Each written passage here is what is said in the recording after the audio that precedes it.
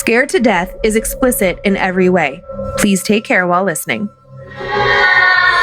Whether thou art a ghost that hath come from the earth, or a phantom of night that hath no home, or one that lieth dead in the desert, or a ghost unburied, or a demon, or a ghoul, whatever thou be until thou art removed, thou shalt find here no water to drink. Thou shalt not stretch forth thy hand to our own.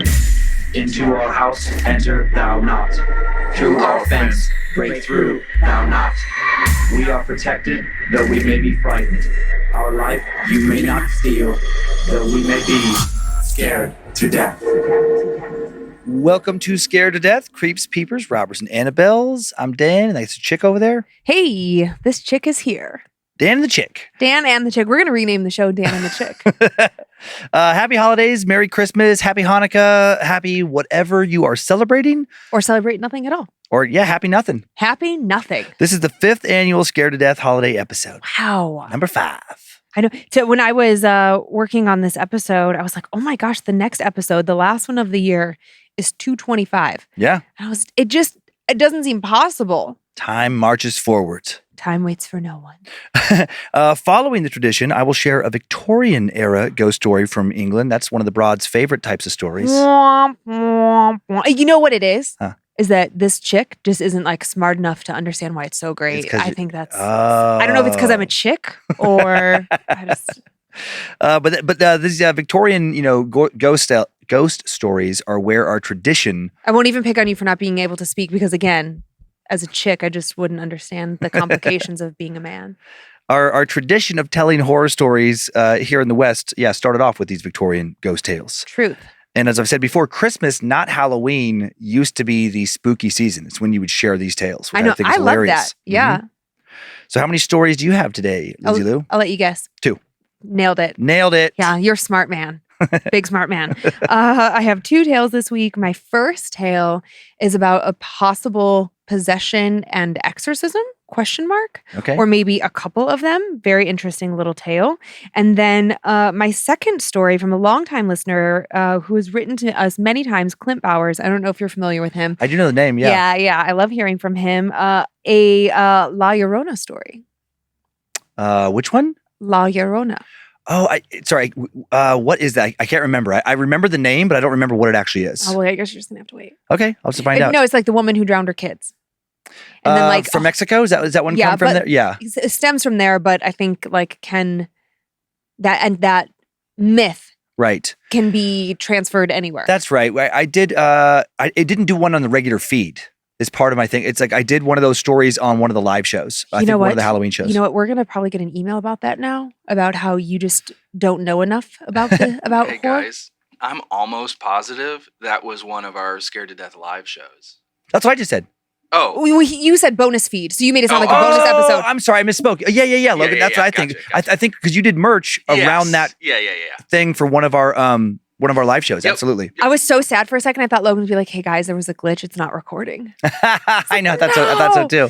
No, I was teasing you because I was going to tell you we got a super fun email that we don't know enough about this stuff and we shouldn't do this show anymore. Oh yeah, that was my new favorite email. I'm just going to start sharing them because they're so. It was written in a way where I think that they said something like we're faunting as nerds. I think they meant like fronting. fronting. Because we don't know enough about this stuff. What a weird thing to front. I love that people can't I say people. A very small group can't just accept that I liked horror stories. I mean we've been pretty clear about how this story got started. It's like I love Stephen King, love horror stories, love horror movies. Yeah. Love fascinated by the paranormal, the supernatural, and just wanted to get in. But some people get so weird about it where it's like, oh, you haven't read these 6 books or you don't do these rituals. It's like that's not what this is. I'm guessing the nerd faunting was because I don't like Harry Potter. Oh. I think I did this to us. Yeah. As a chick would do. Okay, so you got your 2 stories. Yes, I have sir. my 2. My first will be a modern, supposedly true horror story that has nothing to do with the holidays. It's centered around 2 men stuck in their home in the early days of the COVID quarantine in 2020. That's been a long time since we've had a COVID-related trapped at home. Yeah. These guys are dealing with being stuck at home with an uninvited guest. And I won't give away more than that. And then next we'll get traditional. and I'll tell a tale from arguably the most famous English ghost story author of the Victorian era. Do you care to guess who that is? I have not shared one of his stories before, but he was a very famous author. Old Dickie Boy. Is it Yeah, Charles Dickens. That's right. Yeah, well done. The man who wrote what has to be the most famous ghost story of the 19th century, a story that has been adapted into plays and movies, is still read or watched by millions of people every holiday season. Do you know what I'm going to say? Well, I was going to say the name of a movie. That's There was a movie based on it. It's Scrooge. Not, Yep, exactly. Ebenezer Scrooge, A Christmas Carol. But no, what I was thinking of was what's that? Bill Murray. Stop. There's a movie that I worked on with McConaughey and Emma Stone, and it's like a dumb, but it's like based on like the three ghosts coming to visit you. Ghosts of Girlfriends Past. Oh, okay. Oof. So my brain immediately just like has to make everything connect to work, I guess. I love that you started to ask for like, what's that thing? And then I gave a guess. You're like, stop. Wait, hold on. Because I heard Logan laugh about that because that was pretty ridiculous. You're like, hey, help me out. What was that thing? And then the person tries to help you. Stop it. I asked for help. I don't want it. Oh, man. If the chick was more subservient, she wouldn't be allowed to speak to you that way. No kidding. No, you know what it is? When I can't remember something, it is my own idiosyncrasy of like, I want to just keep saying words until it comes to me. Mm-hmm. And the interference, even though I've said like, what is the interference of someone else's voice? It oftentimes makes it harder for me to make the connection. Yeah. I just wanted to avoid a weird amount of dead air on an audio show where it's just people listening to you think. People like that. I don't know that they do. No, they really do. They've told me they love it.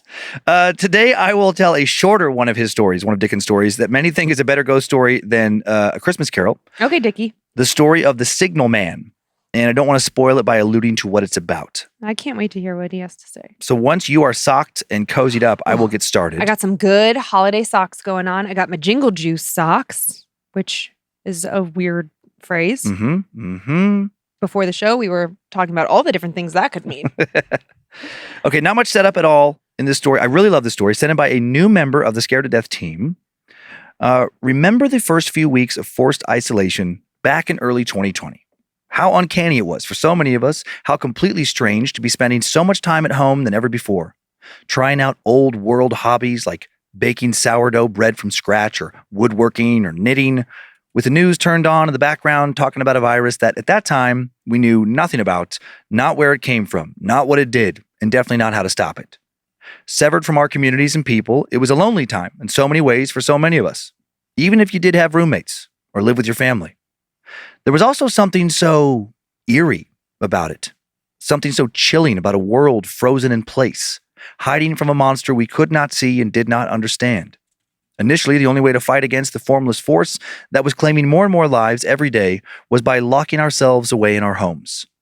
But what if, when you locked yourself away in what was supposed to be your safe haven from a virus, something else, something more unknown and frightening, was locked in there with you? Time now for the tale of Can You Hear Its Footsteps? It had only been a few days since Governor Newsom ordered all Californians to shelter in place. And for two Los Angeles natives, a man we'll call Jacob and his partner Oscar, so far isolation had been pretty uneventful, boring even. They both had demanding, occasionally soul-sucking jobs in the entertainment industry, and initially a few days off, maybe even a few weeks, didn't seem like the worst thing in the world, especially to Jacob. He knew that the COVID death toll in California had already almost reached 230, because Oscar checked the statistics every morning, afternoon, evening, and also sometimes in the middle of the night. But he was still grateful for a break. He'd long wanted to take some time just to sit and relax and do absolutely nothing. And more than that, he was excited to spend so much time with Oscar, doing all the things they had talked about doing for so long. First on the to-do list was painting and furnishing the guest bedroom. Ever since they'd moved into the small 2-story house in Culver City about a year prior, they had talked about how truly ugly the putrid piss-green color of the walls in the guest bedroom were, and how desperately they needed to change it so that they could finally pick out some matching furniture. But somehow, they just never had the time. The guest bedroom was located on the small second floor of the Spanish-style house, which they rarely spent time in. The only things on the upper level beside the guest bedroom, which was empty apart from the still shrink-wrapped mattress on the floor and 2 IKEA bedside tables, was a half bath that no one ever used and a storage closet. On the day they started the paint job, covering the putrid piss green with a shade of burnt red Jacob had found online, Oscar was in a terrible mood. He hadn't slept well the night before, and when Oscar didn't get his 7+ hours of sleep, he tended to make that everyone's problem. Because his job required him to get up at 5 a.m. and drive to North Hollywood, Oscar went to bed every night without fail by 10 p.m. Even though he no longer had anywhere to go in the mornings, the habit still stuck. Jacob, on the other hand, was a night owl and kind of an insomniac. So most nights when Oscar went to bed, Jacob retreated to the living room to play The Outer Worlds with his headphones on and try not to wake up Oscar. After moving the mattress into the hallway and leaving a tarp on the floor, they began painting the guest bedroom. Oscar sighed for the third time that morning and said, "I am just exhausted." "Don't worry, honey, I'm sure you'll survive." Jacob smiled and patted his partner on the shoulder and continued painting.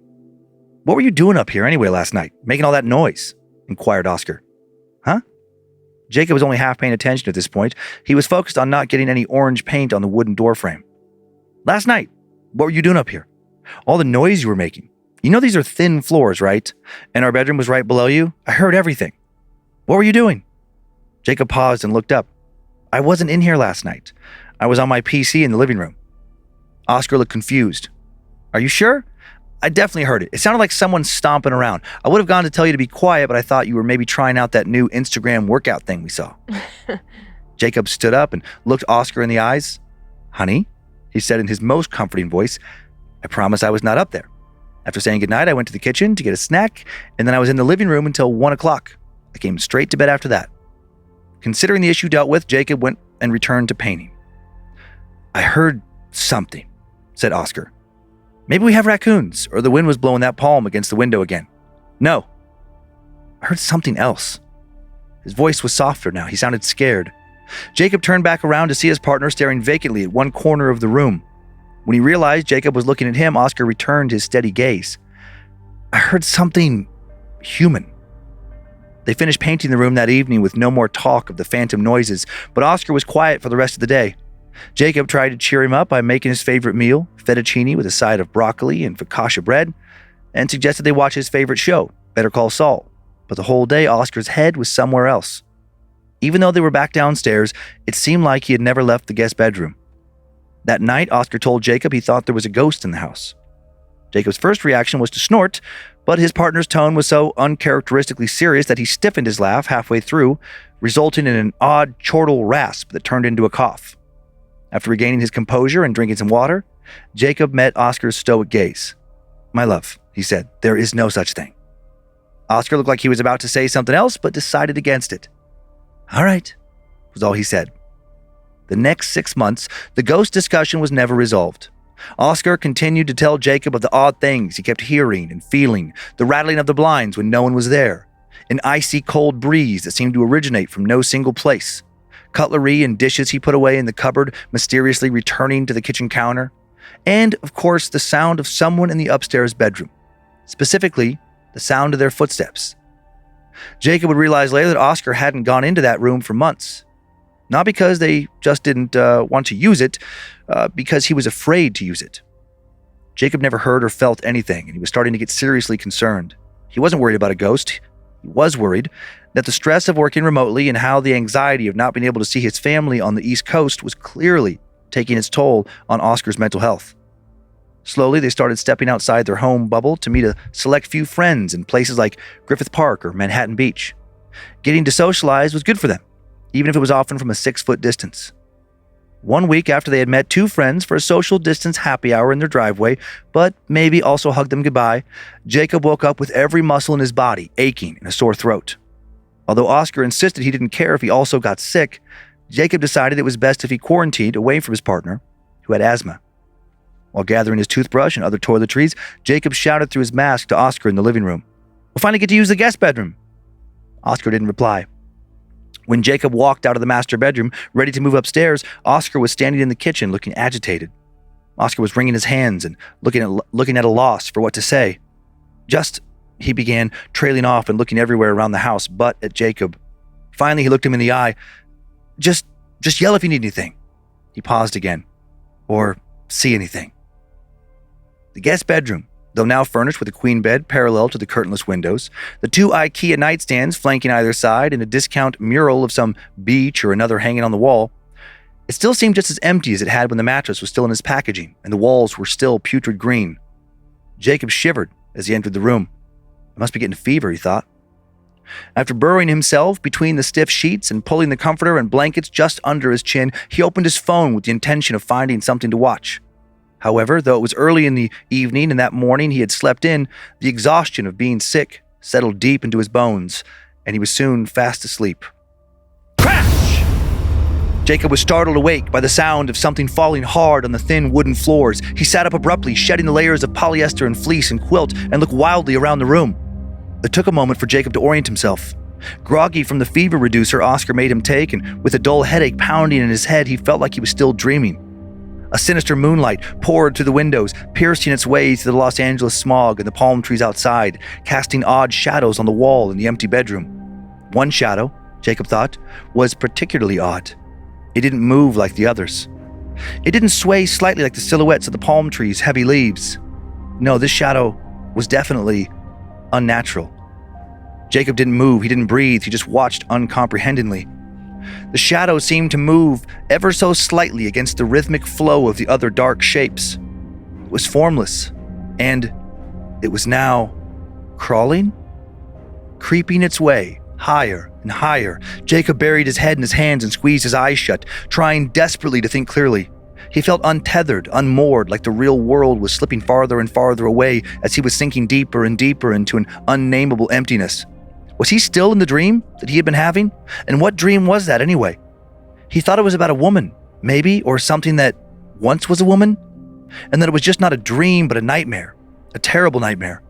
Jacob felt panicky. He held himself still and kept his eyes closed, still afraid of what he might see if he opened them. What if he saw that shadow again? He didn't know how long he stayed frozen there like that, sitting up in the bed with his palms pressed against his eyes. But eventually his heart rate slowed, his thoughts became clear, and the world seemed to be returning to him. Cautiously, he lifted his head and opened his eyes. Cast on the wall in front of him, the palm tree shadows still flowed with ease, and he could discern no unnatural shape among them. He breathed a sigh of relief and fell back onto his pillow, musing that the fever reducer Oscar gave him must have had some side effects he'd neglected to share. Once again, laying down on his back, the blankets pulled taut under his chin, Jacob hoped he might fall back asleep. But something caught his eye on the ceiling. Directly above him, there was a shadow. The shadow, where no light could have possibly produced one. Once again it began to move, to crawl, but not along the walls or the ceiling. No, the shadow was descending, slowly sinking towards the bed, as if being dragged by some malignant gravity, coming straight for Jacob.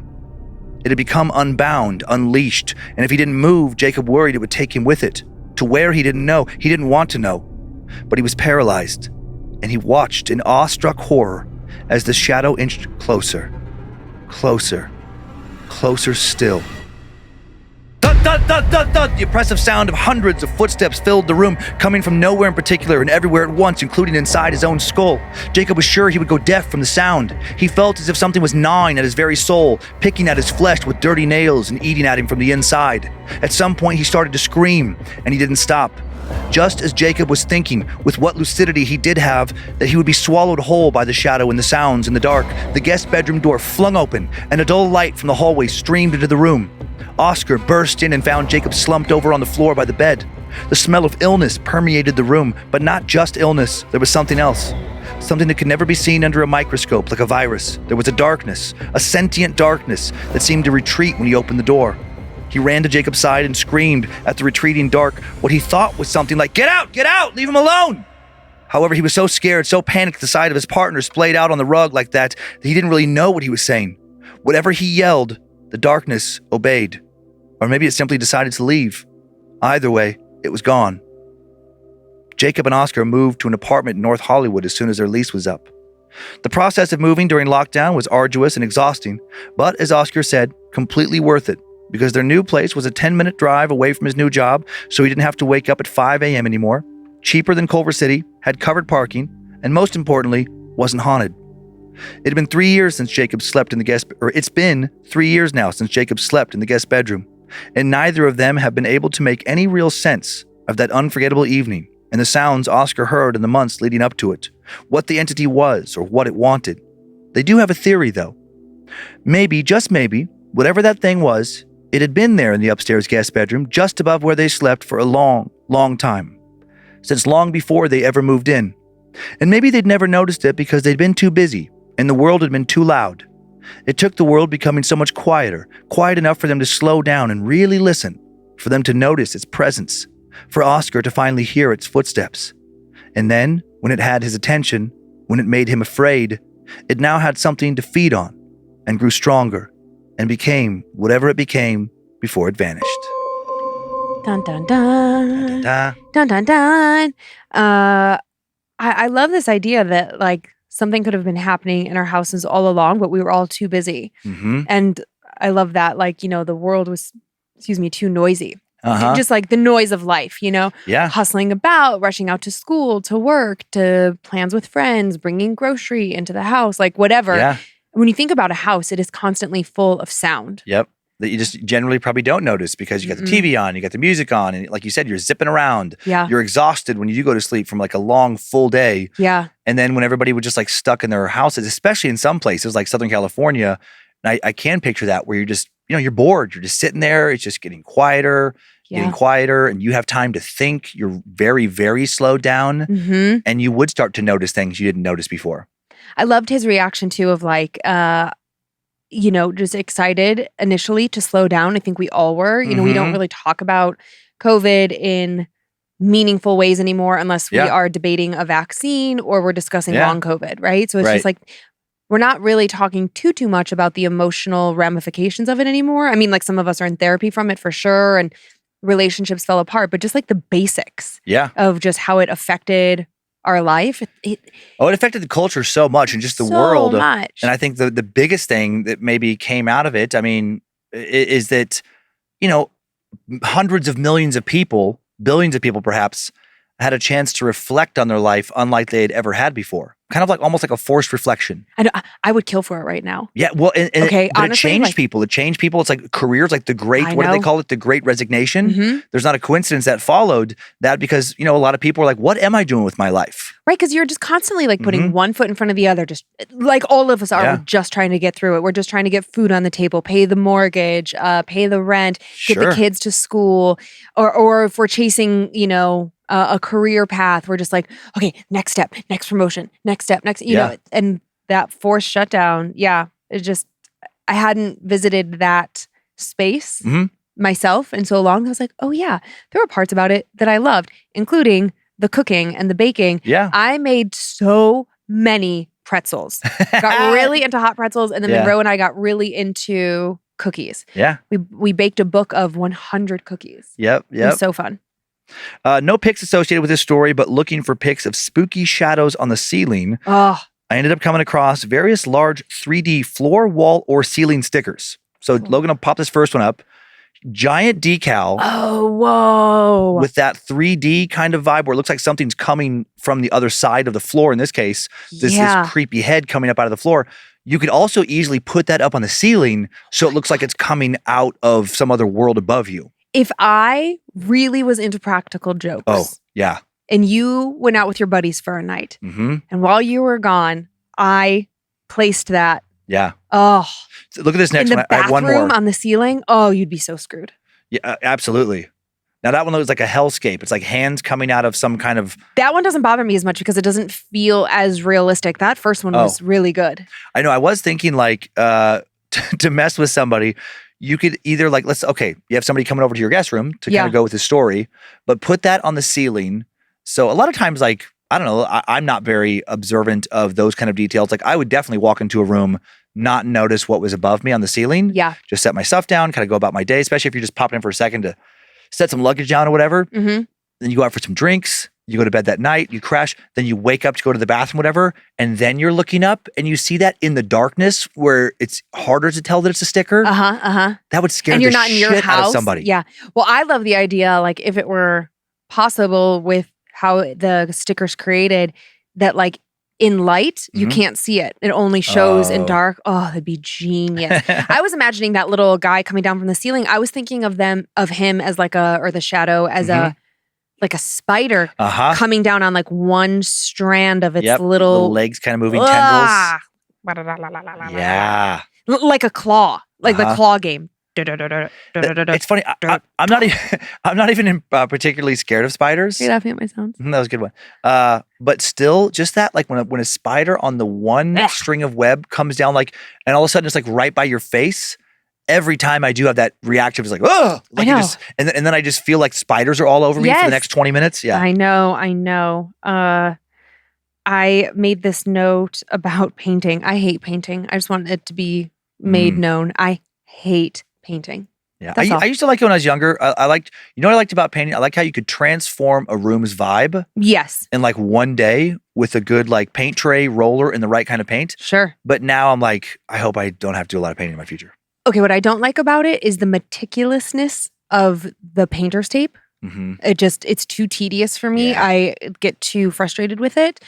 However, it is very satisfying to pull that tape off. If the line holds. Oh man, so satisfying. But when I lived, my last apartment that I lived in before I lived with you, when I lived in at 642 West Knoll Drive, I decided that I wanted to paint my room like this incredibly dark purple. I'm talking like, well, this is black, but it was like as dark as this. And it took so many coats of paint and I refused to not get it done in one day. And I was going at it so aggressively. I gave myself trigger finger and my pinky was like locked in this position for like a week. So that's really where my hatred of painting comes from. Ready to move away from that story and over to the Victorian era? I was stalling. I was really trying not to go there. Well, maybe you can get some sleep. Okay. Oh my God. Was it one of the Victorian stories where I fell asleep? I don't know. I love that.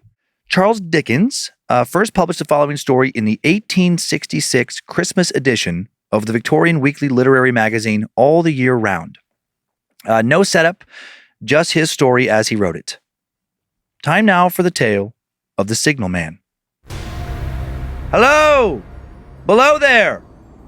When he heard a voice thus calling to him, he was standing at the door of his box with a flag in his hand furled round its short pole.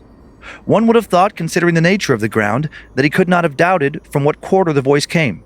But instead of looking up to where I stood on the top of the steep cutting nearly over his head, he turned himself about and looked down the line.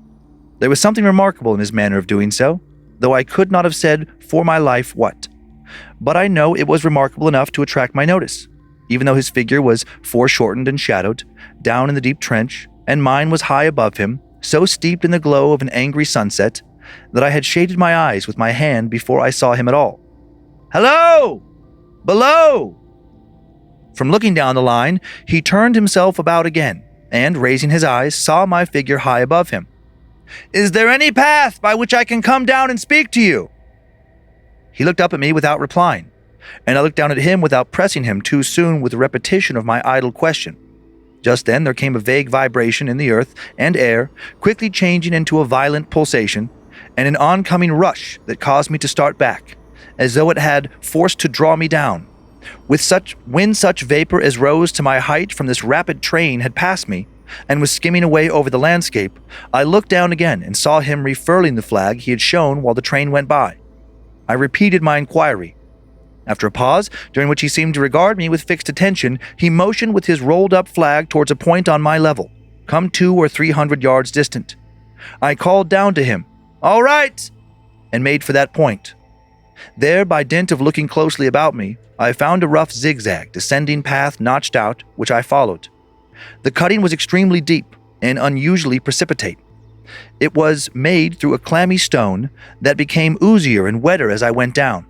For these reasons, I found the way long enough to give me time to recall a singular air of reluctance or compulsion with which he had pointed out the path. When I came down low enough upon the zigzag descent to see him again, I saw that he was standing between the rails on the way by which the train had lately passed, in an attitude as if he were waiting for me to appear. He had his left hand at his chin, and that left elbow rested on his right hand, crossed over his breast. His attitude was one of such expectation and watchfulness that I stopped a moment, wondering at it. I resumed my downward way, and stepping out upon the level of the railroad, and drawing nearer to him, saw that he was a dark, sallow man, with a dark beard and rather heavy eyebrows. His post was in as solitary and dismal a place as ever I saw. On either side, a dripping wet wall of jagged stone, excluding all view but a strip of sky. The perspective, one way, only a crooked prolongation of this great dungeon. The shorter perspective in the other direction, terminating in a gloomy red light, and the gloomier entrance to a black tunnel, in whose massive architecture there was a barbarous, depressing, and forbidding air. So little sunlight ever found its way to this spot that it had an earthly, deadly smell, and so much cold wind rushed through it that it struck chill to me, as if I had left the natural world. Before he stirred, I was near enough to him to have touched him. Not even then removing his eyes from mine, he stepped back one step and lifted his hand. This was a lonesome post to occupy, I said, and it had riveted my attention when I looked down from up yonder. A visitor was a rarity, I should suppose, not an unwelcome rarity, I hoped. In me he merely saw a man who had been shut up within narrow limits all his life, and who, being at last set free, had a newly awakened interest in these great works. To such purpose I spoke to him, but I am far from sure of the terms I used, for, besides that I am not happy in opening any conversation, there was something in the man that daunted me. He directed a most curious look towards the red light near the tunnel's mouth, and looked all about it, as if something were missing from it, and then looked at me. That light was part of his charge, was it not? He answered in a low voice, "Don't you know it is?" The monstrous thought came into my mind as I perused the fixed eyes and the saturnine face that this was a spirit, not a man. I have speculated since whether there may have been infection in his mind. In my turn, I stepped back, but in making the action, I detected in his eyes some latent fear of me. This put the monstrous thought to flight. "You look at me," I said, forcing a smile, "as if you had a dread of me." "I was doubtful," he returned, "whether I had seen you before." "Where?" He pointed to the red light he had looked at. "There?" I said. Intently watchful of me, he replied, but without sound, "Yes." "My good fellow, what should I do here? However be that as it may, I never was there, you may swear." "I think I may," he rejoined. "Yes, I'm sure I may." His manner cleared like my own. He replied to my remarks with readiness and in well-chosen words. Had he much to do there? Yes, that was to say, he had enough responsibility to bear, but exactness and watchfulness were what was required of him, and of actual work, manual labor, he had next to none. To change that signal, to trim those lights, and to turn this iron handle now and then was all he had to do under that head. Regarding those many long and lonely hours of which I seemed to make so much, he could only say that routine of his life had shaped itself into that form, and he had grown used to it. He had taught himself a language down here, if only to know it by sight, and to have formed his own crude ideas of its pronunciation could be called learning it. He had also worked at fractions and decimals and tried a little algebra, but he was, and had been as a boy, a poor hand at figures. Was it necessary for him when on duty always to remain in that channel of damp air, and could he never rise into the sunshine from between those high stone walls? Why, that depended upon times and circumstances. Under some conditions, there would be less upon the line than under others, and the same held good as to certain hours of the day and night. In bright weather, he did choose occasions for getting a little above these lower shadows, but being at all times liable to be called by his electric bell, and at such times listening for it with redoubled anxiety, the relief was less than I would suppose. He took me into his box, where there was a fire, a desk for an official book in which he had to make certain entries, a telegraphic instrument with its dial, face, and needles, and the little bell of which he had spoken.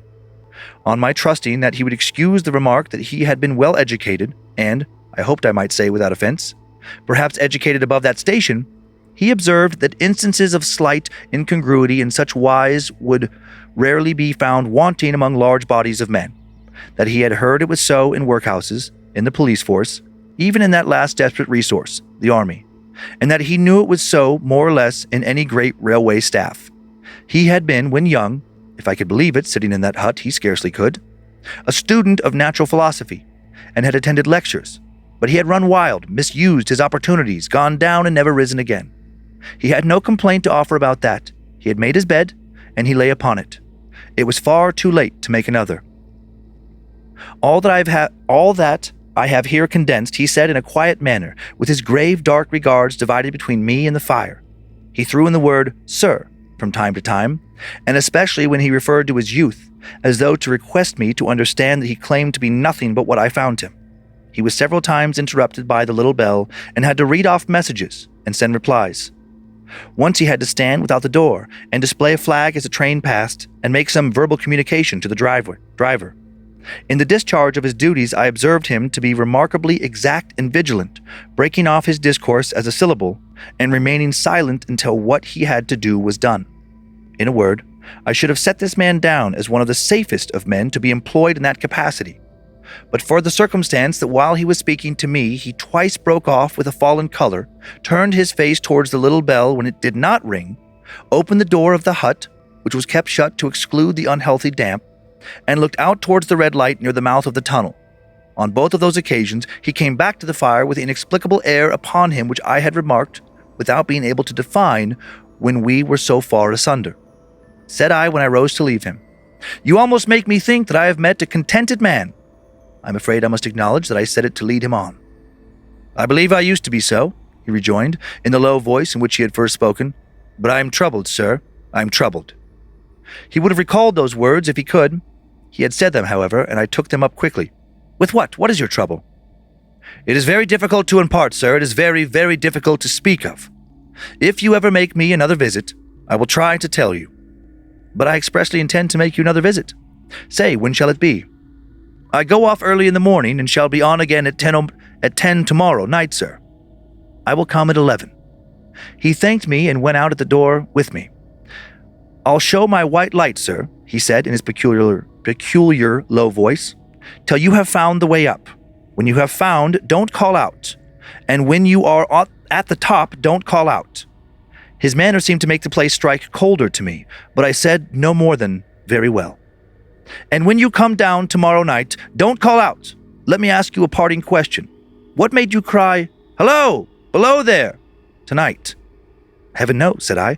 "I cried something to that effect." "Not to that effect, sir. Those were the very words. I know them well."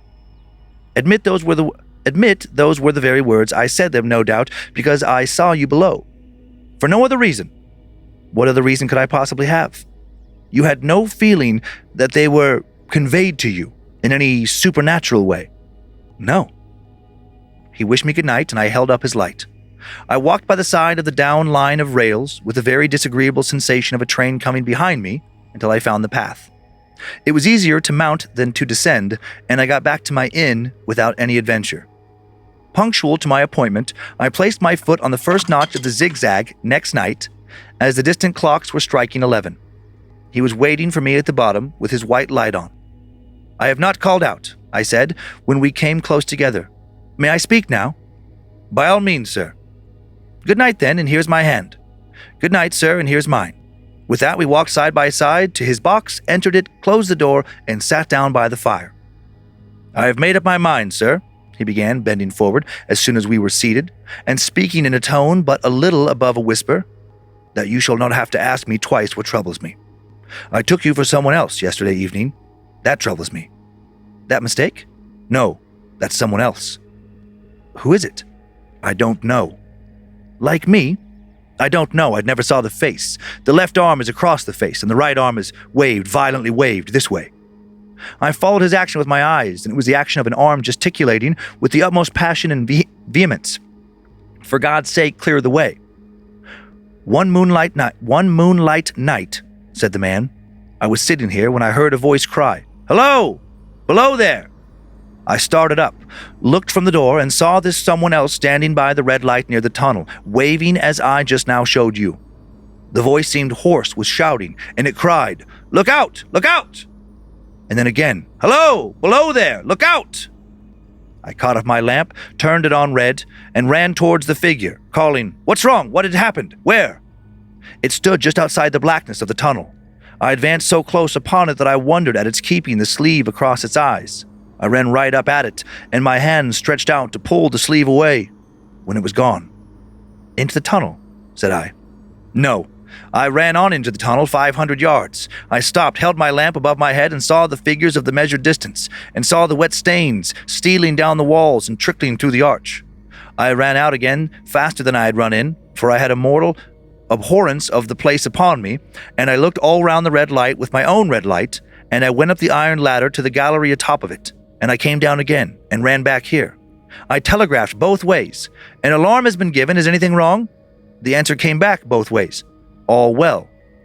Resisting the slow touch of a frozen finger tracing out my spine, I showed him how that this figure must be a deception of his sense of sight, and how that figures originating in disease of the delicate nerves that minister to the functions of the eye were known to have often troubled patients, some of whom had become conscious of the nature of their affliction and had even proved it by experiments upon themselves.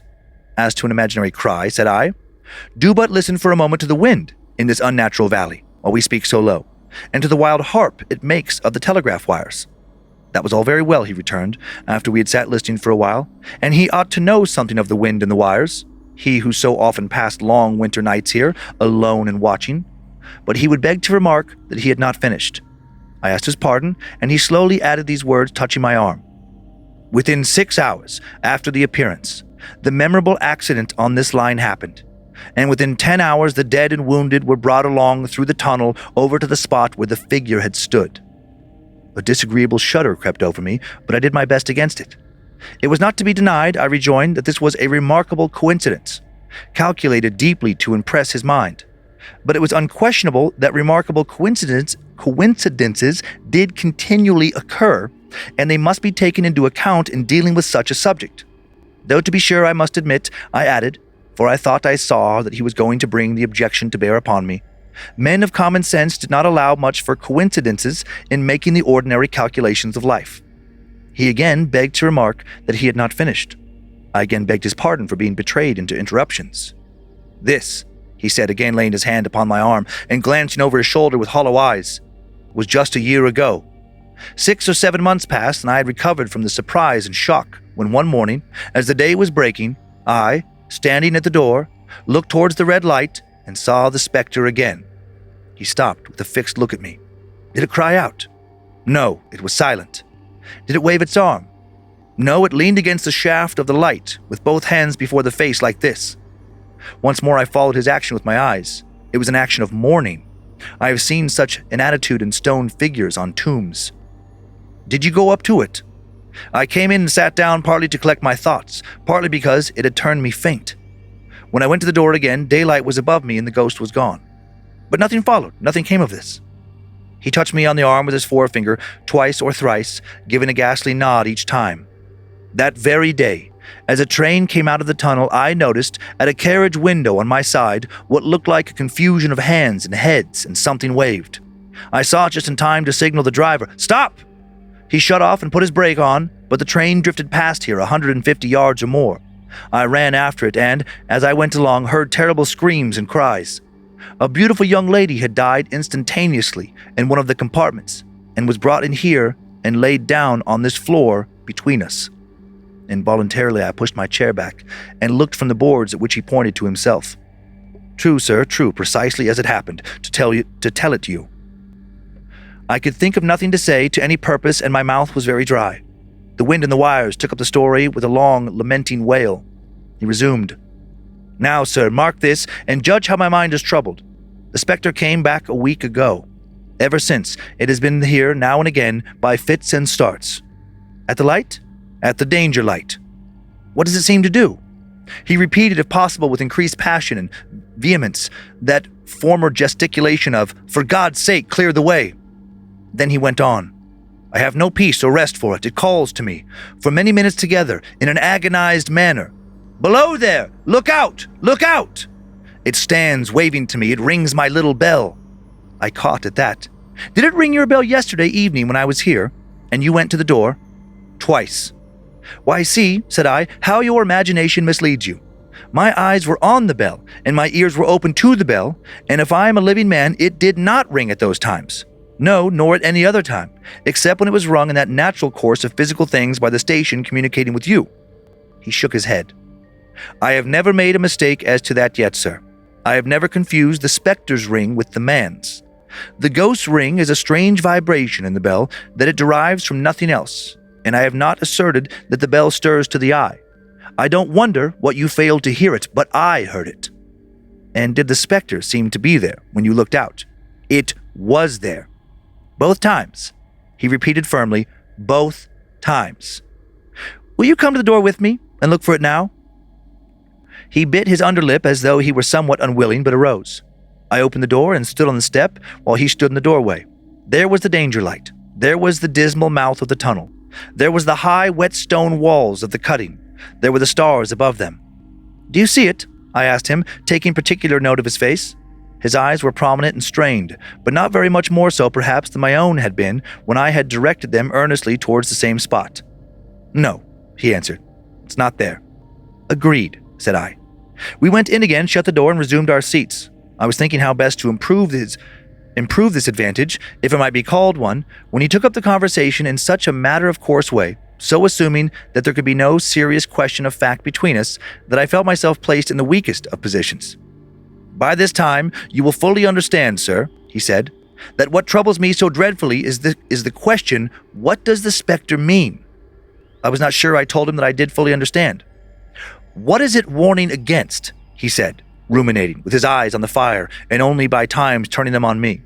"What is the danger? Where is the danger? There is danger overhanging somewhere on the line. Some dreadful calamity will happen. It is not to be doubted this third time, after what has gone on before. But surely this is a cruel haunting of me. What can I do?" He pulled out his handkerchief and wiped the drops from his heated forehead. "If I telegraph danger on either side of me, or on both, I can give no reason for it," he went on, wiping the palms of his hands. "I should get into trouble and do no good. They would think I was mad. That is the way it would work. Message, danger, take care, answer, what danger, where, message, don't know, but for God's sake take care. They would displace me. What else could they do?" His pain of mind was most pitiable to see. It was the mental torture of a conscientious man. Conscientious, oh my gosh. Conscientious. Man, oppressed beyond endurance by an unintelligible responsibility involving life. "When it first stood under the danger light," he went on, putting his dark hair back from his head and drawing his hands outward across and across his temples in an extremity of feverish distress, "why not tell me where that accident was to happen, if it must happen? Why not tell me how it could be averted, if it could have been averted? When on its second coming it hit its face, why not tell me instead she is going to die? Let them keep her at home. If it came on those 2 occasions only to show me that its warnings were true, and so to prepare me for the third, why not warn me plainly now? And I, Lord help me, a mere poor signalman on this solitary station, why not go to somebody with credit to be believed and power to act?" When I saw him in this state, I saw that for the poor man's sake, as well as for the public safety, what I had to do for the time was to compose his mind. Therefore, setting aside all question of reality or unreality between us, I represented to him that whoever thoroughly discharged his duty must do well, and that at least it was his comfort that he understood his duty, though he did not understand these confounding appearances. In this effort I succeeded far better than in the attempt to reason him out of his conviction. He became calm. The occupations incidental to his post, as the night advanced, began to make larger demands on his attention, and I left him at 2 a.m. I had offered to stay through the night, but he would not hear of it. That I more than once looked back at the red light as I ascended the pathway, that I did not like the red light, and that I should have slept but poorly if my bed had been under it, I see no reason to conceal. Nor did I like the 2 sequences of the accident and the dead girl. I see no reason to conceal that either. But what ran most in my thoughts was the consideration how ought I to act, having become the recipient of this disclosure. I had proved the man to be intelligent, vigilant, painstaking, and exact, but how long might he remain so in his state of mind? Though in a subordinate position, still he held a most important trust, and would I, for instance, like to stake my own life on the chances of his continuing to execute it with precision? Unable to overcome a feeling that there would be something treacherous in my communicating what he had told me to his superiors in the company, without first being plain with himself and proposing a middle course to him, I ultimately resolved to offer to accompany him, otherwise keeping his secret for the present, to the wisest medical practitioner we could hear of in those parts, and to take his opinion. A change in his time of duty would come round next night, he had apprised me, and he would be off an hour or 2 after sunrise, and on again soon after sunset. I had appointed to return accordingly. Next evening was a lovely evening, and I walked out early to enjoy it. The sun was not yet quite down when I traversed the field path near the top of the deep cutting. I would extend my walk for an hour, I said to myself, half an hour on and half an hour back, and it would then be time to go to my signalman's box. Before pursuing my stroll, I stepped to the brink and mechanically looked down, from the point from which I had first seen him. I cannot describe the thrill that seized upon me when, close at the mouth of the tunnel, I saw the appearance of a man with his left sleeve across his eyes, passionately waving his right arm. The nameless horror that oppressed me passed in a moment, for in a moment I saw that this appearance of a man was a man indeed, and that there was a little group of other men, standing at a short distance, to whom he seemed to be rehearsing the gesture he made. The danger light was not yet lighted. Against its shaft, a little low hut, entirely new to me, had been made of some wooden supports and tarpaulin. It looked no bigger than a bed. With an irresistible sense that something was wrong, with a flashing self-reproachful fear that fatal mischief had come of my leaving the man there, and causing no one to be sent to overlook or correct what he did, I descended the notched path with all the speed I could make. "What is the matter?" I asked the men. "Signal man killed this morning, sir." "Not the man belonging to that box?" "Yes, sir." "Not the man I know?" "You will recognize him, sir, if you know him," said the man who spoke for the others, solemnly uncovering his own head and raising an end of the tarpaulin, "for his face is quite composed." "Oh, how did this happen? How did this happen?" I asked, turning from one to another as the hut closed in again. "He was cut down by an engine, sir. No man in England knew his work better, but somehow he was not clear of the outer rail. It was just at broad day. He had struck the light and had the lamp in his hand. As the engine came out of the tunnel, his back was towards her, and she cut him down. The man drove her and was showing how it happened. Show the gentleman, Tom." The man, who wore a rough, dark dress, stepped back to his former place at the mouth of the tunnel. "Coming round the curve in the tunnel, sir," he said. "I saw him at the end, like as if I saw him down a perspective glass. There was no time to check speed, and I knew him to be very careful. As he didn't seem to take heed of the whistle, I shut it off when we were running down upon him, and called to him as loud as I could call." "What did you say?" "I said, 'Below there! Look out! Look out! For God's sake, clear the way!'" I started. It was a dreadful time, sir. I never left off calling to him. I put this arm before my eyes not to see, and I waved this arm to the last, but it was no use. Without prolonging the narrative to dwell on any one of its curious circumstances more than on any other, I may, in closing it, point out the coincidence that the warning of the engine driver included not only the words which the unfortunate signalman had repeated to me as haunting him, but also the words which I myself, not he, had attached, and that only in my own mind, to the gesticulation he had imitated. Aye, aye, aye. Aye, aye, aye. You did so well. Those like old-timey stories are so fucking hard to read out loud in like a compelling way. You do a good job. You were like very focused. I had noticed. to focus so hard. Yep, you didn't pop up and look at me once, and you really only fumbled over conscientious. Yeah. Which is a tricky word to begin with. It's the sentence structure that throws me off, and especially the way Dickens writes. Yeah. His sentences, like one of his sentences is like a normal 4 sentences put together. Yeah. And the words are inverted from how we use them now. Mm-hmm. So it feels like, it's like the rhythm is very different. Yeah, well, you did great. Okay, good. Okay, because I tried. I practiced. Oh, well, good. I'm proud of you. I have a few pictures, unless you have questions No, first. I would love to see your pictures. The first one is a picture of a train tunnel. An 1861 train crash at the Clayton Tunnel entrance near Brighton in West Sussex is thought to likely have inspired Dickens' story. Okay. It was big news, and he would have been very familiar with it. And then this next picture, how cool this picture is. This story was narrated and put on vinyl a few years ago. Oh, yeah, you were telling me. Oh, yes, I know where this is going. Yep. I know what you're going to tell me. There was a limited pressing by Cadabra Records, and the person who illustrated the cover art is Philly artist Sam Hamer, the artist who has also created horror work for several Scared to Death t-shirts, hoodies, other products that we've had at badmagicmerch.com. Yay, Sam. Dan was telling me, he's like, oh my God, this is the craziest thing. Like, I was looking for photos for this story, and this came up, and I was like, gosh, that artwork seems familiar.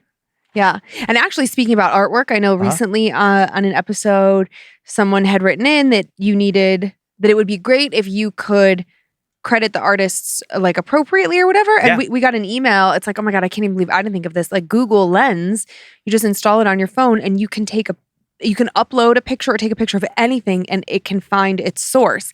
And they were explaining it to me that like they had, I don't know how they came upon a very old Christmas ornament, like 30 years old. Yeah. And no way. Google Lens found it. Okay. That'll be something for me to work on this next year. Is like, using new technology. I thought it was cool. Yeah, that's great to trace stuff back to their sources. Yeah. Yeah. No, I liked that story. They're hard for me to follow. Yeah. They're hard to stay in them. And so like, unfortunately what happens is like, I listen a little bit and then I can kind of predict where it's going and my brain goes off. So then I was like, oh yeah. Mm-hmm. We tend to be much more succinct with our story details now in modern writing. Yeah. Where it's like back then that Elizabethan or whatever, like, kind of prose style. I hate Elizabeth. Or Victorian, I guess, in this sense. Sorry, I get hate my Vicky too. English She's periods horrible. confused here. But very flowery language. They're really trying to paint a picture, and they did just use a much broader range of vocabulary words, which I than we use generally today. love, Mhm. but it in a storytelling format where I can't interrupt and say like, wait a second, can you say that again? Yep. That's what I would really need. Yeah. I would need to be following along actually on a written, because I'm not an audible learner to begin with. Yeah. So is it making you hot? Yeah. It's You okay. can take it off. It's okay. And then when you add in all that language and that Yeah. cadence, I'm like, oh, I should have. For next time, I'll remember to perhaps print out the story and follow along with you. It won't ruin it for me because I won't Yeah. know what's coming if I just do it like day of. Yeah. But that would help make it more tangible in my brain. Yeah. I like seeing the roots of where our modern horror stories come from. Yeah, it's very cool. Yeah, like that one, it's been adapted into numerous plays and short films and stuff over the year. But like the basic tenets, are what a lot of stories still follow today. Absolutely. These little clues early on, this foreshadowing of like what's to come later. I thought for sure the whole time he was talking to a ghost. Right, that the signal man was the ghost. Uh-huh. Right, where no, though the signal man kept seeing this harbinger of death that, appearing when something was about to happen. And I do love how, that third time it was warning him about his death, trying to warn him Yep. in some weird fashion that the narrator then put together at the end, where he's like, oh, the gesture that this person made and the words I used were all incorporated into, what happened to him.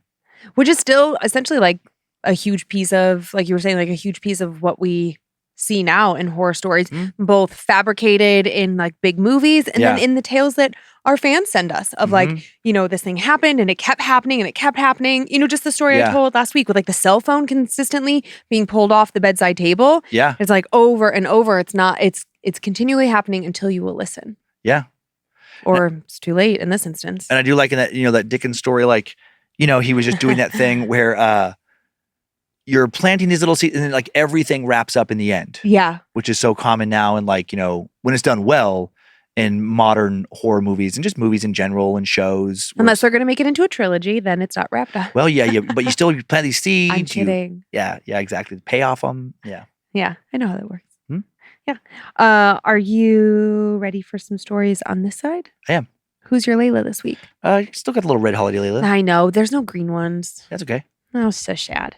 Better now that you took that off. It's a little toasty in here. You put that hat on. Yeah. And it affects the way my little in-ear it's so funny that you pushes them into my ear more, so I hear a little differently with that hat on. Ears are so weirdly sensitive. I had to like move. I had to take my left in-ear out for a couple minutes because my ear was starting to ache. And it's like, oh yeah, because I pulled my in-ear too tight. So it was pulling my ear back with the combination of the headband. So my ear was like smashing up against it. It's so, I don't know why. Ears are so weirdly sensitive. You can't smash them down. Like, do yours ever hurt from over ears headphones? Yeah. Yeah. Strange. All right. Well, you want to start with my story of a possession? Yeah. A possible possession? Okay. Hello, Grand Master Sucker and Queen of the Suck. I'm returning from a kidney infection. I'm recovering from a kidney infection and have binge scared to death, and I won't be sleeping tonight. The more I listen, the more I recall weird stories. I've had a couple near-death experiences and weird stuff that, as a kid, I always thought could be attributed to my anxiety. I was deathly afraid of the dark, but I was never sure why. And there is one story in particular from high school that I've never talked about with anyone. When I was 15, I was deeply religious. I went on a weekend service retreat in Portland, Oregon. And we went to serve the homeless, which is fine and dandy, doing that Jesus work and all. We'd gather together in small groups, do the praying and stuff afterwards. It was our last night there, and we were gathered in small groups per usual. Suddenly, one of the leaders came running to our group saying they needed help. We all ran to the other room where everyone was adamantly praying over a girl named Kay. She was bent over in a chair and couldn't sit up. Her best friend, Rachel, was holding her hand, sobbing. The entire room was packed with everyone from our church. We were praying intensely, and soon, Kay sat up, looking different. She looked lighter. Her tears had stopped. She was serene, I guess. She described a spiritual battle she had just witnessed and finally sat up when the angels had won. I was 15, newly religious, and I ate this up. After this miracle, a second girl began crying. Soon, prayers were said again over Emma. I have no idea what happened or how, but I was shuffled into the second room near Emma. I sat near a girl, Allie, who held my hand. I couldn't pray because I still didn't know what was going on. I'm hesitant to even write out what happened next because I'm afraid I'll come off like a wackadoodle. I'd like to preface this part with the fact that I am now a die-hard scientist. Logic and reason trump everything for me. I've tried to attribute what happened to mass hysteria, but this is just so bizarre. All I remember is that suddenly it was very hard to breathe. My vision began to cave in from the sides. I found Allie with my hands and I laid my head on her lap. She began whispering prayers in my ears. Her voice was all I could hear before everything went silent. I thought I had fallen asleep, but the next thing I knew, I was standing in a field of grass with a strange man. I walked over and stared at him. He smiled at me and told me everything was going to be okay. And then he twirled me around like a dad does with his young daughter. I touched his beard and laughed because it tickled. I felt safe and warm. He put me down and again said, "You are going to be okay." And then my vision began caving again from side to side. I was back in the hotel room, surrounded by everyone. And now they were all praying over me. My little warm bubble had lasted maybe 15 or 30 seconds, or so I thought. Allie told me what had happened from her perspective. As I had laid in her lap, my eyes closed but were shifting back and forth rapidly as if I were in a REM sleep, but I was clearly aware of my surroundings. She was whispering prayers into my ears, and soon I tried to block it out by physically covering my ears with my hands. Emma had calmed down enough at this point, and some people had turned towards me and began praying over me. One guy, Peter, took charge of this. He sat down across from me, put his hands on my arms, and prayed. Within 10 seconds, I sat up, my eyes flew open, and I slapped him across the face. I was violently tearing at him, yelling at him to stop all of this bullshit. After the initial shock of being slapped, Peter continued praying. I laid back down in Allie's lap, and she said my eyes just kept fluttering. She noticed I had gently scratched her knee, which I recalled being the same moment I was scratching the man's beard. I wouldn't have believed a word anybody said if Peter hadn't had scratches on his arms and a red cheek when I came to. I have no idea what happened or why I blacked out. I still tell myself it was mass hysteria. The whole ordeal felt like 30 seconds had passed, but apparently it lasted over 15 minutes. It's a short amount of time to lose, but still, I have never lost time like that before or since. I was 5'4" and I weighed no more than 115 pounds, while Peter stood well over 6 feet tall. I have never seen someone look so afraid of me. After we returned home, people asked me about what had happened, but I shrugged it off because I was still unsure. I am now 28 and not religious. I believe in bigger things out there, but I have no idea what they are, what they could be, only that they are bigger than me. I don't know where I stand on demons or angels, monsters or ghosts, but whatever happened to me that day has been burned in my mind's eye as I picture the scratches on Peter's arm. It was physically impossible for me to overpower him, and yet I did, multiple times. Working in the ER, I've seen mania, mental health crises, and people do truly incredible and sometimes awful things. However, I can always explain it away with a medication, a drug, adrenaline, something. My patients typically require some kind of treatment. I was 15 at the time that this happened with no medications, no drugs, not even caffeine, and it's highly unusual that any diagnosis that would have even made sense would appear at that age, especially with such quick resolution of symptoms and no medical attention or treatment. As my knowledge of medicine and science grows, the bizarre nature of my experience has grown as well. I've had other experiences, but this one stands out. And now I actively avoid feelings of connection to the other side, and I pretend I'm not in tune with the universe in any capacity. I don't want any dead people showing up asking me for help. I love sleep too much to let Casper and his friends ruin it for me. Anyways, I feel so dumb writing this out and sharing it with you. I thought it would bring me relief, but I still feel like an idiot. I swear I'm not a wackadoodle, but I know what they all say. Please never stop making podcasts. And also, if you guys die before me, please haunt me. I really like that story because I like where they're coming from. Yeah. Where they are, very science-based and they understand how all this can be perceived, but they still have no explanation for what happened that day. You know, like other people are being afflicted by this thing, and then it goes into them or something happens to them. And to lose 15 minutes worth of time. It's a long time. Yeah, to attack somebody multiple times when you were out, to be told late, and you have no recollection of any of this. And now it's been many years since this happened. And, you know, that wasn't like the beginning of a descent into the having to deal with some type of serious mental illness. Right. It was just this weird one-off that happened in a very specific set of circumstances, you know, like that. It's like, yeah, what is that about?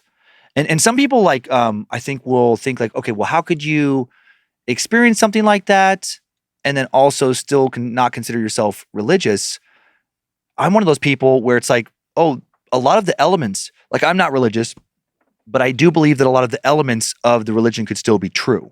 Yes. In some sense, you know, where it's like, yeah, I don't follow a particular religious ideology, but that doesn't mean I don't think that demons interpreted in certain ways could be real. Right. Or I think they could be real, you know? And it sounds like that's kind of like where they're at, where they're like, I'm not religious, but something happened that day. And there was some weird shit going on, and I don't know where I stand on ghosts and demons and monsters. Like they definitely sound like that experience left them open to that stuff, if not thinking that stuff probably is real on some level. Yeah, I really did like this intersection of their science, medical mind and their religious tendency from their youth. Like I think what they walked away with is like, organized religion is not for me, but that doesn't mean that I don't believe that there could be and likely is something. Yeah. Putting both of those aside, taking what I know medically and just applying it to what I've seen in my career and then looking back on this, I can't make sense of it. And I love this mass hysteria because I do think that sometimes things like that do happen. You know, yeah, like, we feed off each other's energy, but yeah, or like at that age, at 15, it's like, well, if Emma's falling down in some sort of trance, I want that attention. It's like at that age, we tend to be more attention seeking. Yeah, but she's like, I wasn't even praying. I didn't even like, this was all new to me. I didn't know what was going on or what I was supposed to do. and this to black out for 15 minutes. Yeah. Yeah, and then to see what she saw in her mind's eye, it's like, if you are religious, I would imagine that you would think like, I saw God or something representing Jesus, God, master creator, whatever you want to call it. And even now she's like, I don't know. I don't know. I just don't know. And I like that. I like that piece of this person came like respectfully towards religion. Didn't like, because I think it could have gone the other way too. We're like, oh, of course. Well, it's like, no, she's just saying like, I don't know. Yeah. I really like the blacking out is what makes the story really special to me, because like mass hysteria is a real thing. And like you said, at that age, you can definitely get like really caught up in a moment and become very, melodramatic, much more so than you would normally be. And, that stuff's kind of proven. You might like be like, screaming and dancing around and just acting very different than you would normally ever act. Right. But you don't black out. Right. That's not a aspect of mass hysteria, is losing like memory of where you are for 15 minutes while acting completely different and doing all these things that also like atypical strength and a lot of things. The strength thing was peculiar. Which is associated with like possession, like unnatural weight. People will suddenly be much heavier or feel much heavier than they normally are.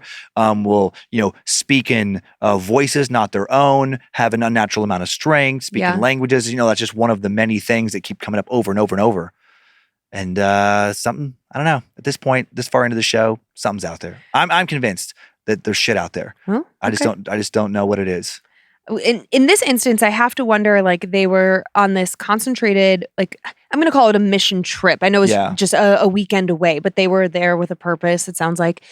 I wonder if it's possible that with so much concentrated love of God, if we're like exploring like God and demons, can that be a draw for demons of like, oh, there's so much towards the other side in this, concentrated in this one space.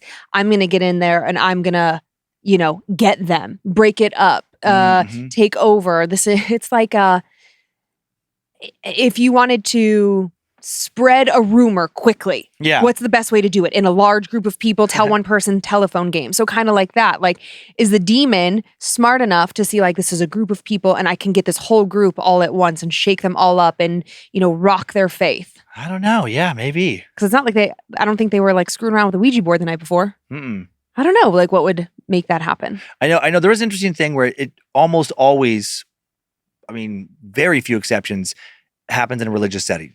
Mm-hmm. Like that's always like words are hard today for whatever reason. It's okay. But I'm just thinking like, why does that always seem to be the case? Like, why isn't the large group like a metal concert? Yeah. Or a baseball game?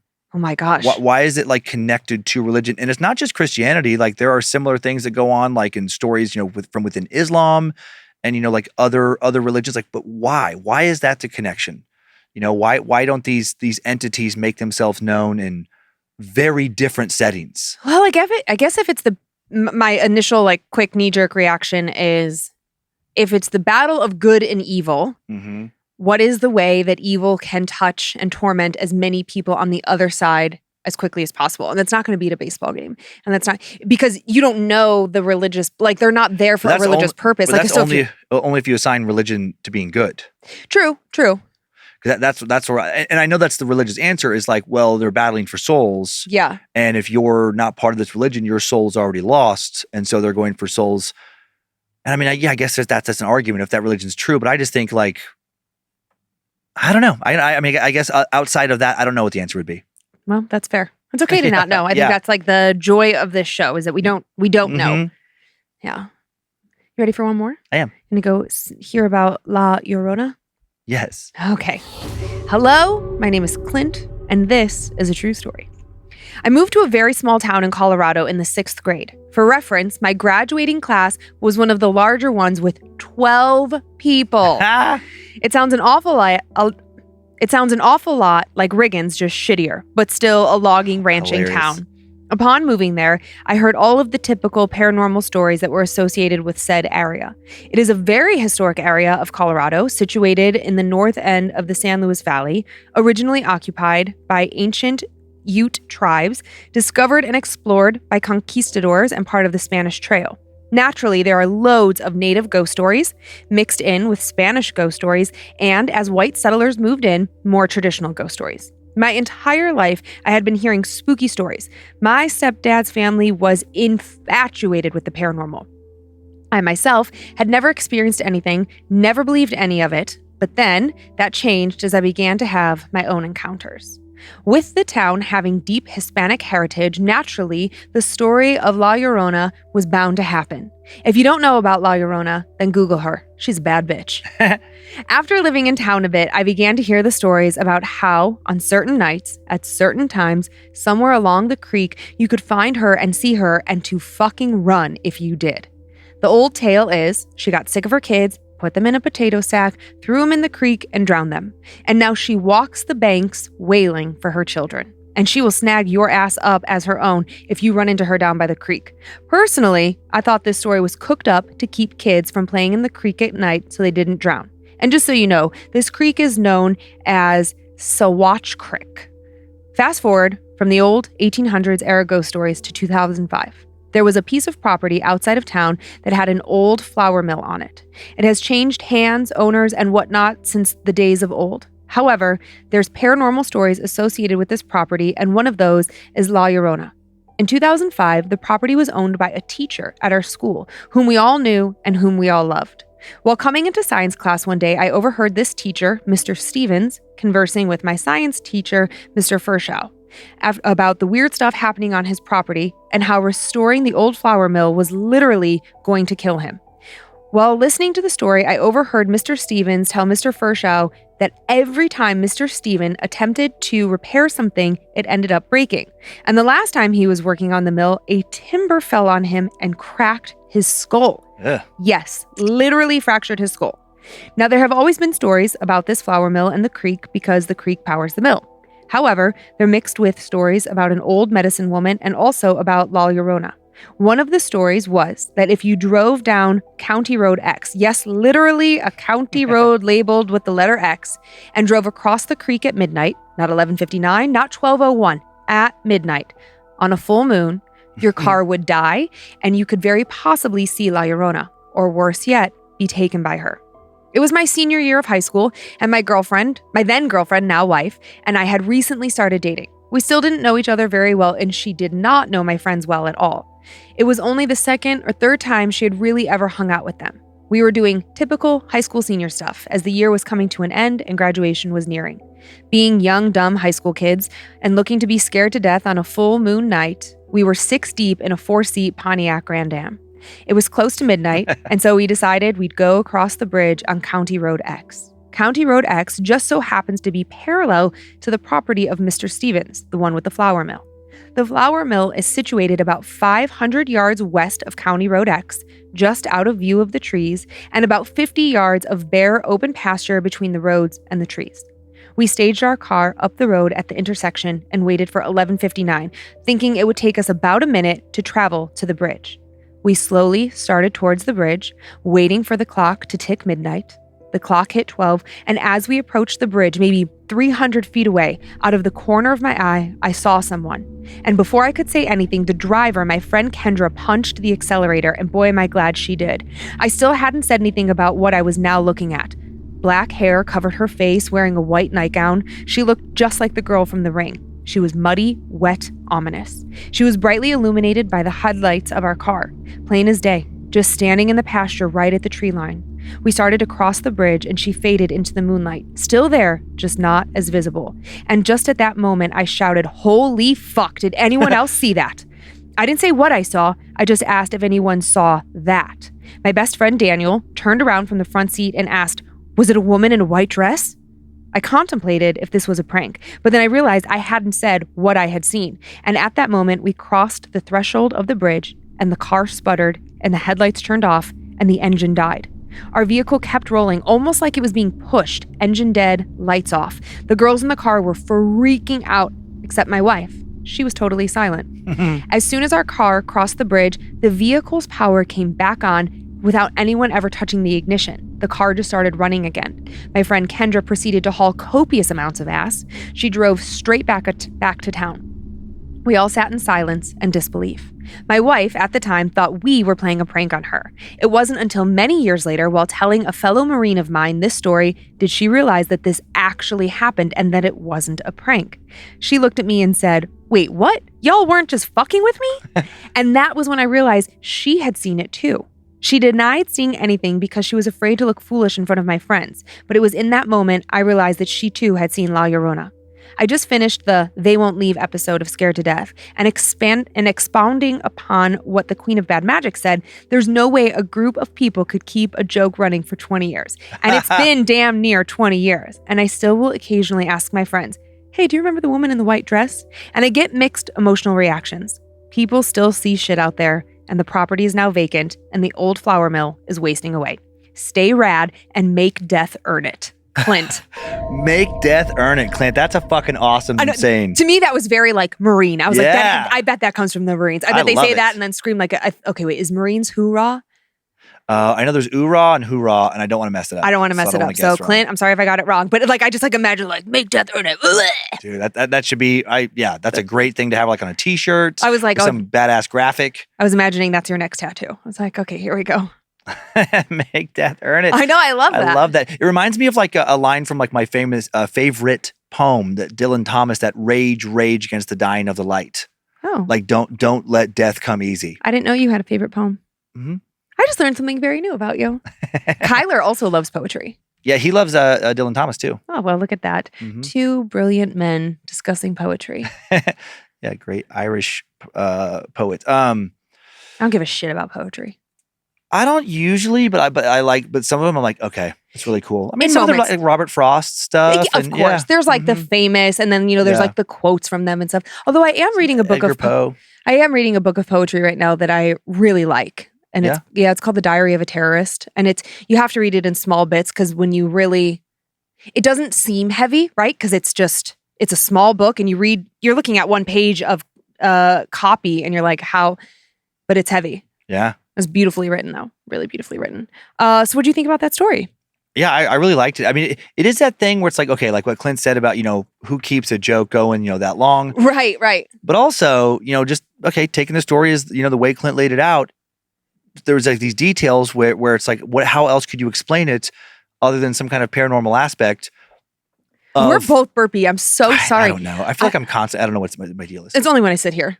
I swear to God. I know. It's like I had green like something a about trying to hold yourself. enchilada chicken or something, and I'm like, it never gives me heartburn, and all of a sudden, all I'm doing is burping over here. I think we're just aware of it when we're on the mic. I think people just do that a lot in life in general. Yeah, but like because we know it could be picked up and amplified. And when you're in conversation, you can kind of be sneaky, and when the other person's not if talking, you're your dad. My dad, I know. I am actually going to start working with a dietitian early this next year to try to get the right diet for my system because food sensitivities, because I see what it looks like when you don't do that.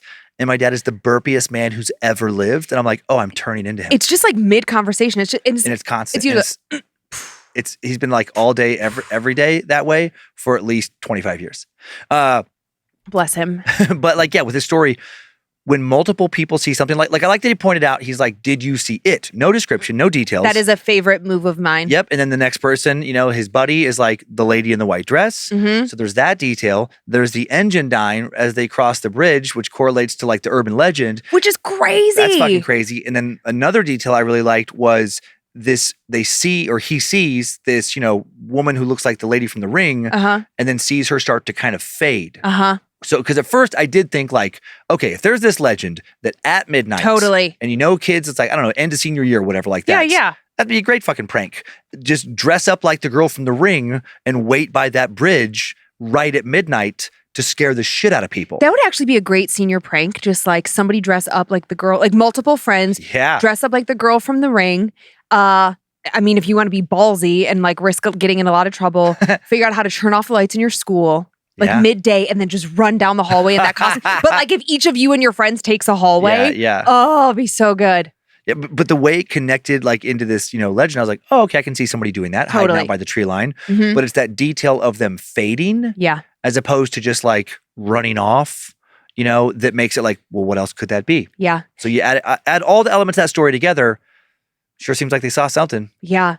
The Pontiac Grand Am thing was specifically 6 people in a 4-seat car. Oh God, it was making me laugh so hard because I had a Pontiac Grand Am, and I drove that car until it literally caught on fire and was smoking. Like my engine just. I had to, in order to start that car every day, I had to pour coolant into it and then start the car, and it went on like that for like, I don't know, the better part of a year. When you first got it though, did you feel so sick? Just like driving this cool listen, sports car from the day? I had a lot of cars because I was whatever. So that was my least cool car. Oh, so okay. I just was like, okay, whatever. But I was just thinking about that car, and I'm like, oh my God, the engine died so many times in that car. So when I like got to this point, I was like, well, it could just be like that car. But so weird, and like what an odd thing that the car dies and then starts right back up on its own. Right after the bridge, yeah. I mean, I'm sure that there's a mechanic out there listening that could explain that away to me, but I know I was trying to think like if the driver, that girl that was a friend of his, I'm like, is there a way that you could, as you go over a bridge, like for a little stretch, like stall your car? I mean, there probably is. I don't know it.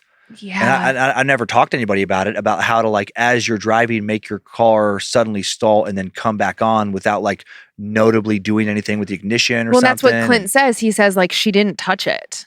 So it just did it. And when your car frees up, like if it was in drive and you're going, because if it's in neutral, it just keeps story, just rolling along, and as the gravity and whatever kind of like friction start to slow it down. But if you're just driving along, I'm afraid of what would happen if I'm just driving down the road and I turn off my ignition in my truck.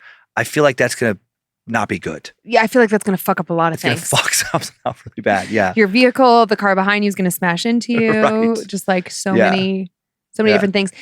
This story did make me think of a story way back when, a fan story that took place just up in Rathdrum, I think, which is not far from where we live, of a Slenderman story. And I know it's like an urban legend, but it was like a kid's birthday party, and the kids were doing like a hide and go seek kind of situation. Yeah. And the parents had like planned to kind of like spook the kids. And then the kids really got scared and came back. And maybe it was like an uncle, and he was says to his, the brother or somebody else is like, oh, I saw you out there. And they were like, I wasn't out there. And there was 2 people but not. I remember that story now. Oh, I forgot it was so in good. Rathdrum, but yeah. Yeah, good one. I like both your stories. Well, thanks, dude. Appreciate it. And next week, the last episode of 2023. That's crazy. Mm-hmm. It went fast and it went slow. Totally. Yeah, totally, dude. Do you want to do some shout outs or you want me to go first? I can start. Okay, go for it, bro. I would like to thank the following Annabelles for supporting us on Patreon, and thank you for letting us do the charitable donations and all the good stuff. Lisha and Brennan, Michelle McDaniels, Teresa Klotfelter, Bella Lee, Chad Seaton, Amber Meek, Ashosaurus Rex, Spooky 1388, Kiefer McKissick, and Kayla Bug. I got a really funny email from somebody and they're like, oh man, you really missed it on that one. The name that they gave was Mike Oxel or something, but if you say it fast, it's my cock is small. My cock's small. And he emailed and he was like, you guys Mike missed Oxhard. it. Well, Mox all. Oxhard. It wasn't hard, Mike but Oxhard. same. Yeah. That's another good one. Mike. Oh yeah, Mike Oxhard. Mike Oxhard. Yep. He was laughing. He was like, you ding dongs. I'd like to thank the following patrons as well for all the support you provide for us. The Garbage Pail Queen. I feel like that was Monroe when she was about 5. Uh-huh. Quentin Arnett, Deborah, Carrie Lawrence, Ashley Grant, Coy Stallings, Nicholas Combs, Samuel O'Reilly. O'Reilly Auto Parts. Shannon Spoon. And Amanda Hood. Logan, does it have a little like is there like a guitar thing in there too? Oh yeah, it's like a woman. I'm pretty sure that's the end of it. Oh, O'Reilly Auto Parts. Ow! I forgot about that. 100%. That's the longest running commercial. Did you have Garfield one? Do you know what I'm talking about, Logan? It's like it was a Garfield carpet or Garfield windows, but it was like Empire. It's like it's like that, yes. But it was just like Garfield 1, 2, 3, 2, 3. Like funny. I don't know if that's an Ohio thing, but I love a terrible catchy jingle. Around here, Ziggy's it's like a construction site stuff, but it's Ziggy's. Yes, Ziggy's. I've never heard that. And it ran on like the commercial for like 20 years and TV shows. Ziggy's. Funny. Yes, Ziggy's. Logan, do you have one from back home that's like a the standout? one that's sticking out is like we have this like main grocery store called Babs, and it's been the same jingle since before I was born. And it's Babs Super Value is working for you. Dun dun dun. It's just such an earworm. Yeah. Silly, stupid, but it works. If it's not broke, why fix it? Why fix it? All right. I have a few spoopy shout outs to Kayla from Kayla. Hey, future me, it's past you. Hope we had fun at the work Christmas party. Are you ready for vacay? Christmas in Florida? Oh, yeah. To Carmen from B Squared Honey and Biscuit. Happiest of birthdays to the best mom. We love you. To Cassidy from your mom, Madison. Happy 13th birthday to my teen creeper. I love you and I'm proud of who you're growing into. Aww. From Marlena to Marina. Happy birthday. Love you the most. Have a great day. You deserve the best. To Megan from Dylan. Happy 2nd anniversary. It's been a tough year. Thanks for being by my side. You are the best thing that ever happened to me. I love you. And to Kenna from Caleb. You can do anything you set your mind to. I'm so proud of you. Kenna just got her master's degree, and this is from her brother, Caleb. Oh, I love that. I love both aspects of that. Getting the master's and congrats from the brother. I know, so sweet. I want to give a spoopy shout out to our kids. Just hearing all that, it's like, I'm so proud of both of them. I know. I really am. Our kids, we're in a really good place with our kids. They're Kylie doing Monroe, great. We're doing great. Yeah. Good kids, good people. Yeah, they're pretty okay. And that is our holiday show. Thanks for continuing to send your personal tales of terror to mystory@scaredtodeathpodcast.com. You can email us for everything else at info@scaredtodeathpodcast.com. Thank you to Logan Keith, the art warlock, for editing, publishing today's show. Thanks to Heather Rylander for organizing the My Story emails, to book editor Drew Atana, polishing, preparing listener stories for book number 5. And thanks to new contributor Molly Jean Box. Molly Box! For finding the first story I told this week. And to Charles Dickens for finding the second. Thanks, Charlie Dick. Writing the second. We're on YouTube if you'd like to watch us, on Facebook and Instagram, where we post pics that accompany episodes and more, at Scared to Death Podcasts. And we have a private Facebook group, Creeps and Peepers, full of fellow horror lovers. Enjoy your nightmares, Creeps and Peepers. Happy holidays, and hope you were scared to death. Bye. If spirits threaten me in this place, Fight water by water and fire by fire. Banish their souls into nothingness and remove their powers until the last trace. Let these evil beings flee through time and space. Evil may pass through, but hath no home here within, scared to death.